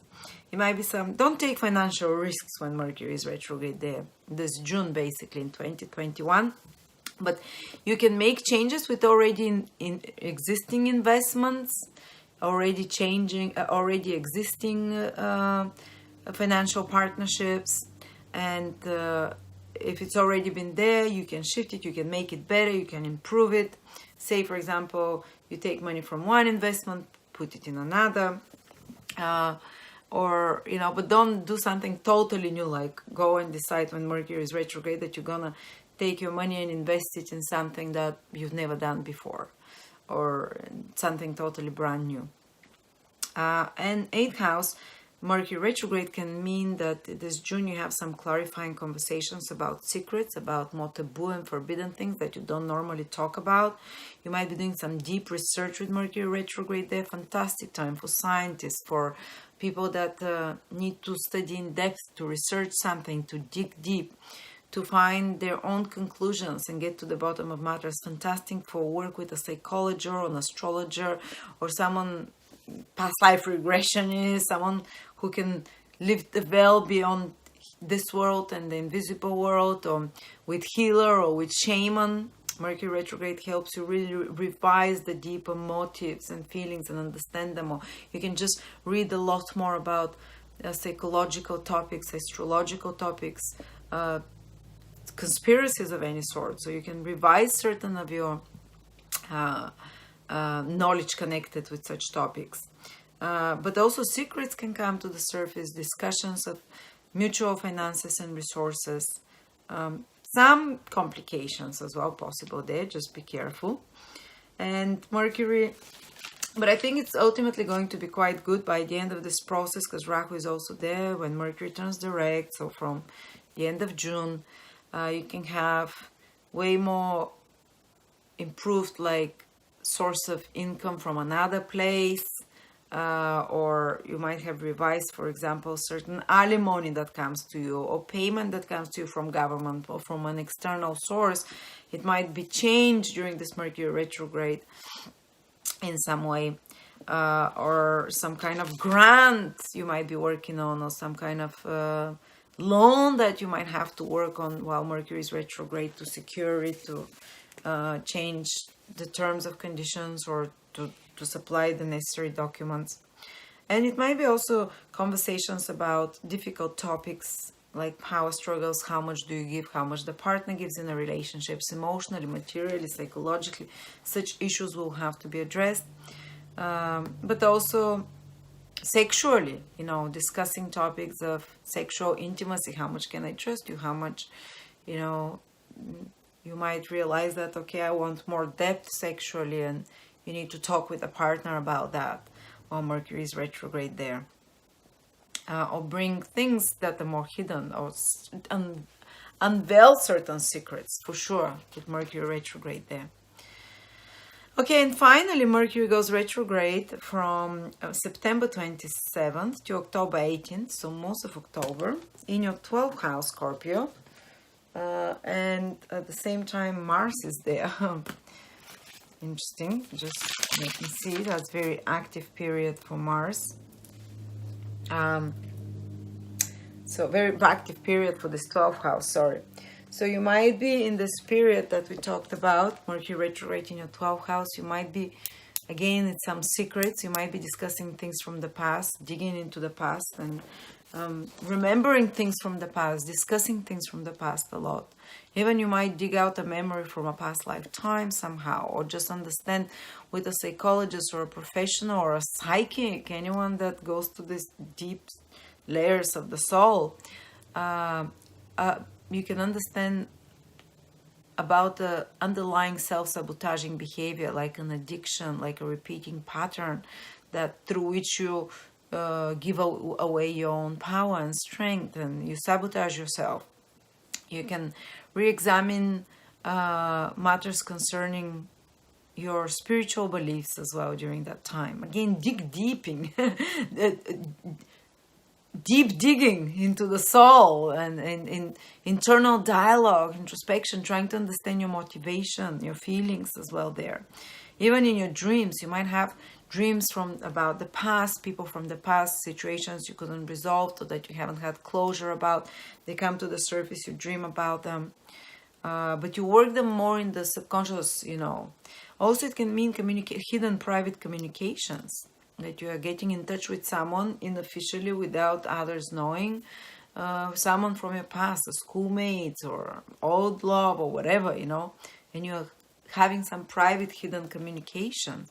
It can also mean completing some project behind the scenes, because the 12th house is doing something privately, maybe putting the finishing touches or editing, something to do with some art or music or something that requires your, imagination, or just in your privacy, more alone time, studying, researching, digging deep, studying for alternatives about what direction to take while Mercury is retrograde. And usually by the time it turns direct, I would say by more towards November, when Mercury enters Scorpio, you're gonna start with that plan. And Mercury retrograde in the 12th house, be careful for kind of gossip and stuff like that. Things that was said behind your back can come to the surface, or something you are not aware of, you can come to the surface. Plus, you can spend some more money when Mercury and Mars are there in your 12th house during that period, on classes, courses, information of any sort. Fantastic for research, Mercury retrograde in the 12th house, for deep psychological work, for doing writing privately, editing something privately. When you need a lot of time alone, the 12th house is like isolated. I need to using your skills and doing something isolated. Completing projects, 12 houses to complete, to end anything, to fix them. All right, and just be careful with misplacing, because 12 houses to lose something. So misplacing, breaking, stealing, damage of any source, losing password, damage to computers, phones, communication devices, vehicles, or getting lost somewhere, Mercury in the 12th house, abroad or whatever. But it can also mean revisiting foreign countries you've been before too, or finally doing a trip you've been planning from some time in a faraway country, and doing it around that time. Okay, some travels far away, but you have to be careful, Mercury retrograde, to get lost and such type of things. And these are the Mercury retrograde periods. Mars, your planet, is becoming invisible from July the 14th to December the 1st. So the second part of the year, Mars is invisible. The planet that rules you is close to the sun. That's what it means. So that you can't see it in the sky. So what that it means is like a period of, it's like you go back to the bosom of God. You are Mars goes close to the sun, becomes invisible. So you kind of withdraw from external life. You come back to spirit. The sun is spirit, to get recharged. And actually Mars becomes visible from December the 1st. So from the very beginning of the 1st. So during this 5 months almost, from the middle of July till December, while Mars is invisible, you might feel like withdrawing a little bit from the world, like it's time for rejuvenation, to focus internally within again, rather than outside and publicly. The second part of the year is just a little bit more quieter, let's say, whether it's your sun, moon, or ascendant. But of course, you might have your ascendant in a different sign, or your moon in a different sign, and the planets that rule it can be visible. So it doesn't mean you're like, you go bury yourself in your vampire coffin and you don't come out till December the 1st. But some level of your life, whether it's the moon, ruled by the moon, or the sun in Scorpio, the ascendant, you kind of withdraws, comes to the back front. Maybe it doesn't manifest materially so much. It's like it's when your planet joins the sun, it gets a new impulse. It's almost, it finishes a 2.5 year cycle and starts withdrawing into the spirit world, let's say.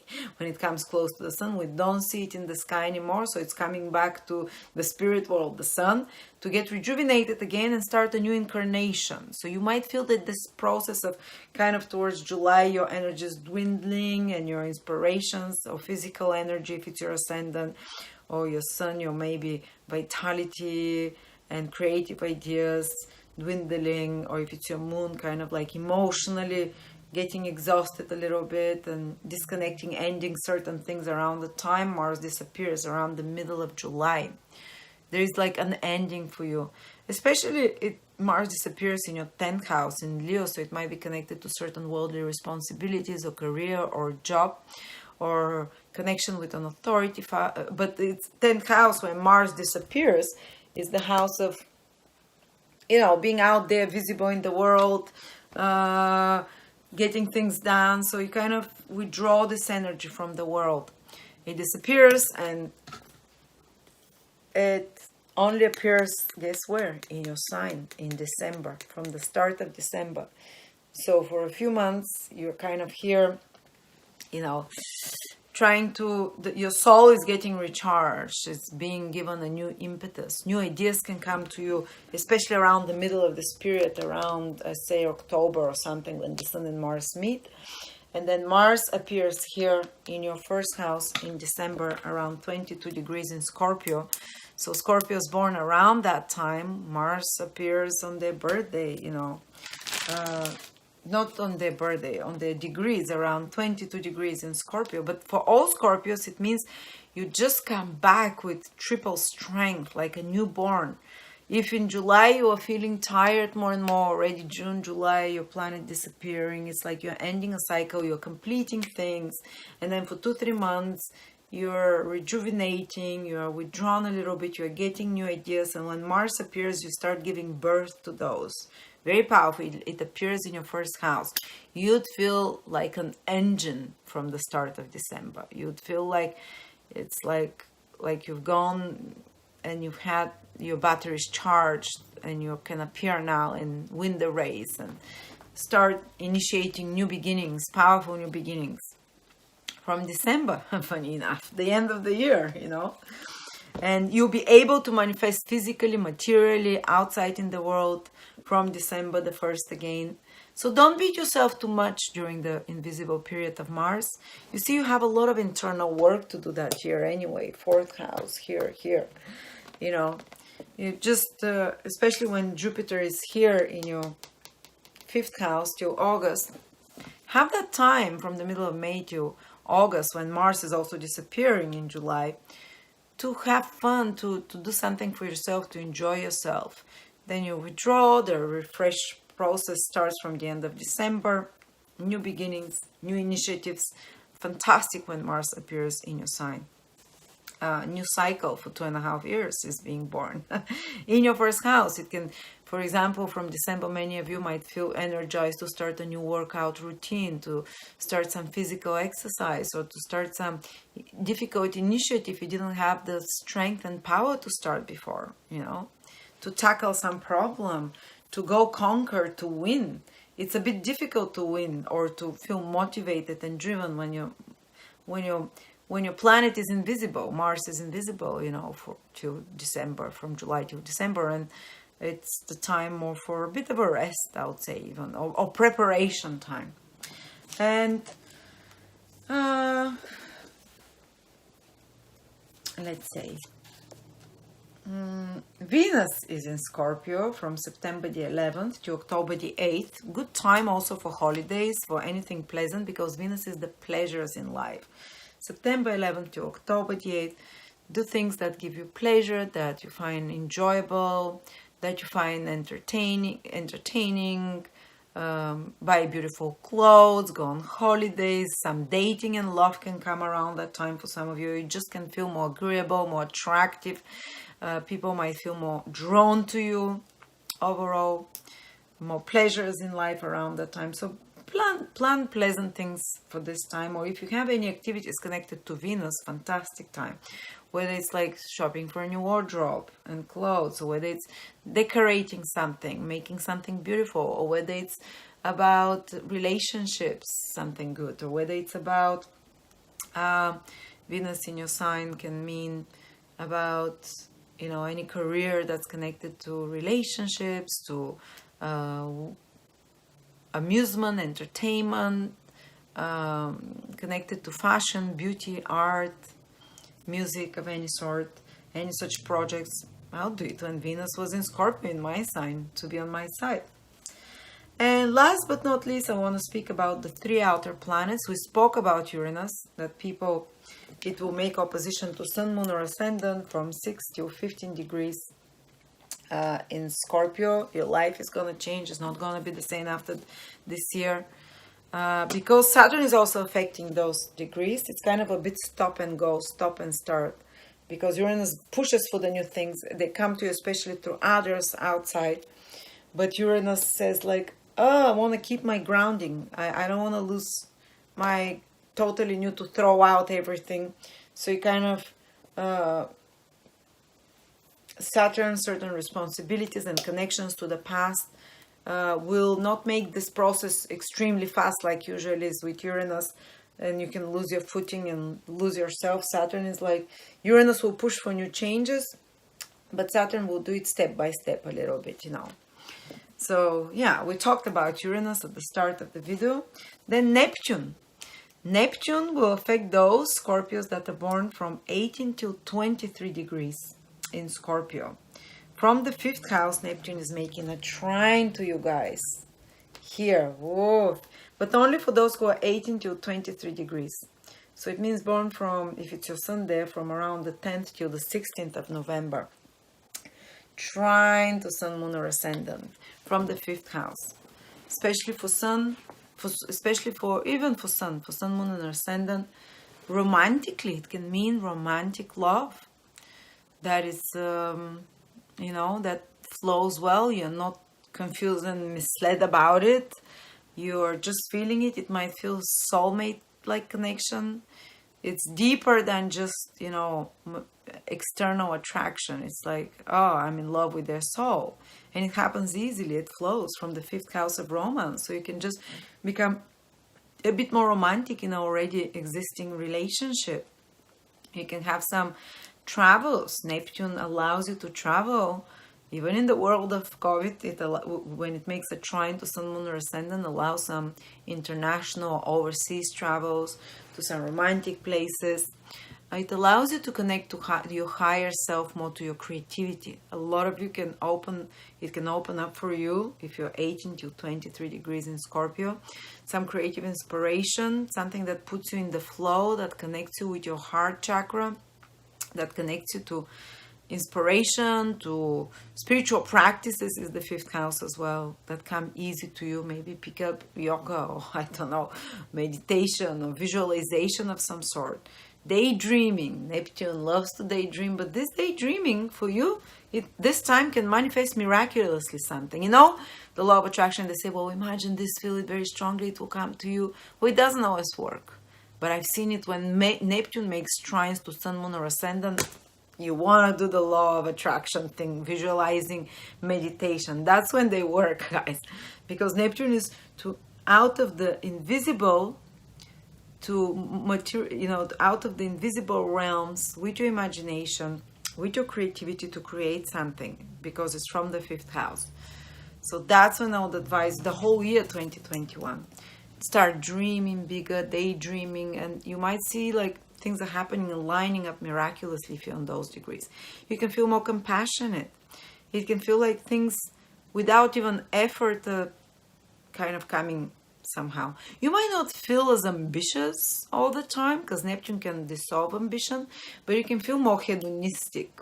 It's from the 5th house to have fun, to enjoy yourself, to explore kind of more without barriers, without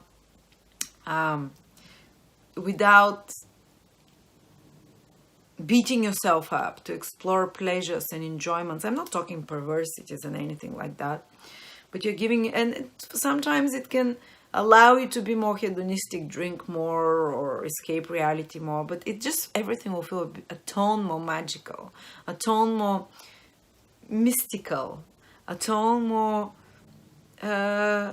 it's like you imagine something and it happens. You're trying to park and you're hoping there is a parking spot and it's exactly there, the place you imagine. It's kind of lining up to this flow. And if you're a creative person, oh my God, you might be just having those beautiful the art or whatever that is magical, mystical, spiritual. It just flows to you.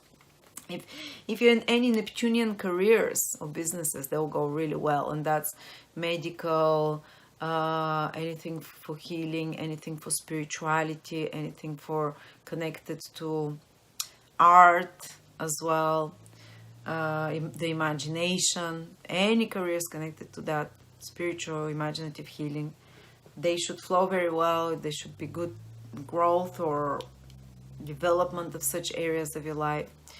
You can connect more to children as well. Neptune trine from the 5th house.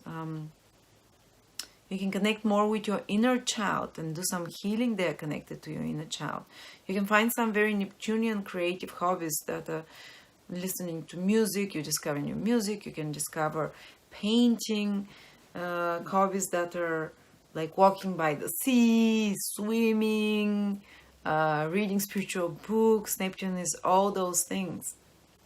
And if it's your Sunday, you can even meet someone Neptunian of nature from 18 to 23 degrees in Scorpio, romantically, like someone who's a doctor, fisherman, foreigner. Neptune rules all those things, pharmaceuticals, or someone who is just a dreamy,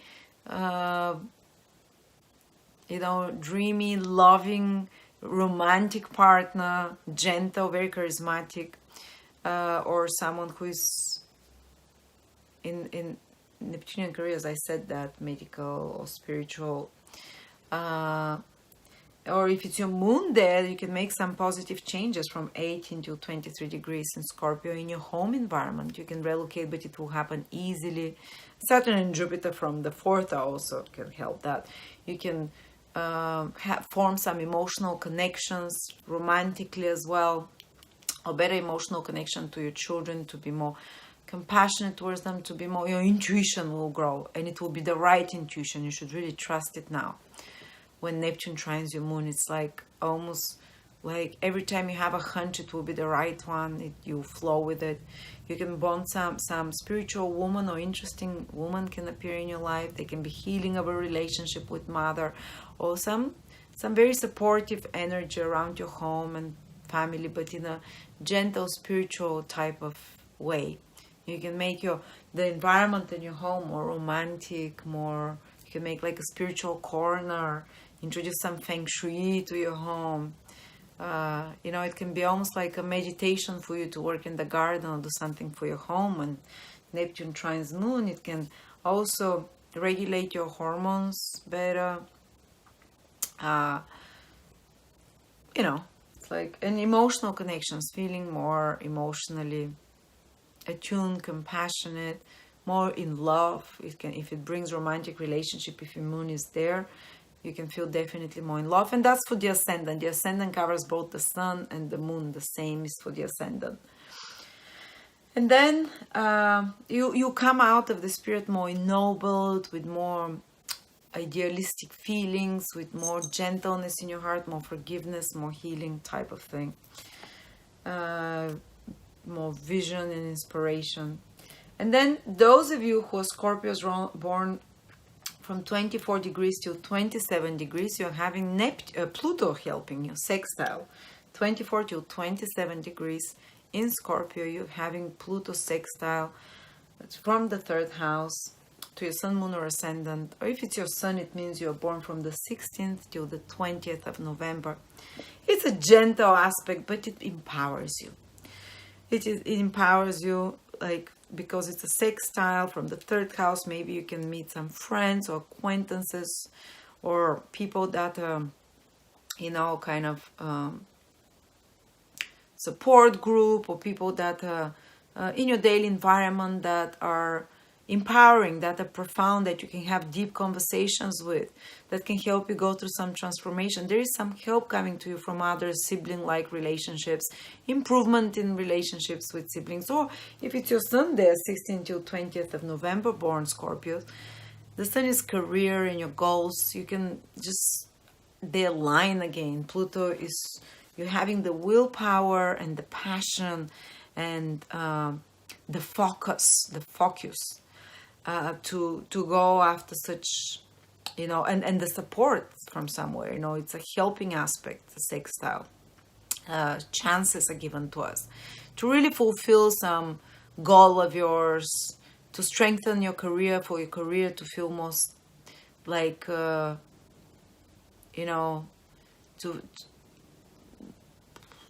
feel more meaning and deep connection to it, and to give you more power, to give you more strength to as well with your identity, who you are, with your ascendant. If it's those degrees for 24 to 27, it can introduce to you Plutonic relationship, but of the good sort, which is more intense, sexually connecting.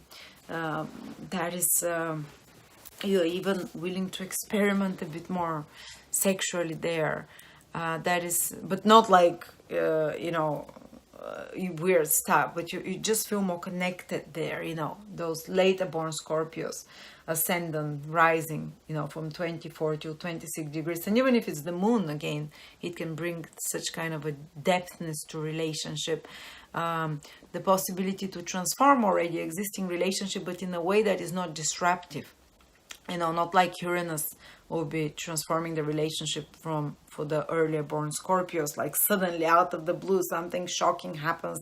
Pluto trine to the 7th house and sextile to your ascendant or to your moon or sun can introduce relationships that they're transformational, but in a healing way, without disrupting the flow of your life, by allowing you to penetrate, to have deeper insight into who you are, deeper realizations as well. But you're coming into your power with this gentle sextile with Pluto in a non-disruptive way, without like drama. So there you go. And also, if you're in any careers that are Plutonic, psychologist, occultist, astrologer, plumber, surgeon, rejuvenation, ER, emergency, transformation, psychology, all of those things. If Pluto is making sextile to your sun, moon, or ascendant, that's very strengthening for you, for such pursuits, for such careers, to have good results for such activities as well. Regeneration. Thank you so much, Scorpio. Whew, very busy. That's very, very busy. And happy transformations, happy big changes, especially for those Scorpios that are 60 or 14 degrees. They're having the ones that, their life won't be the same after this year. So thank you, and I'll see you next year.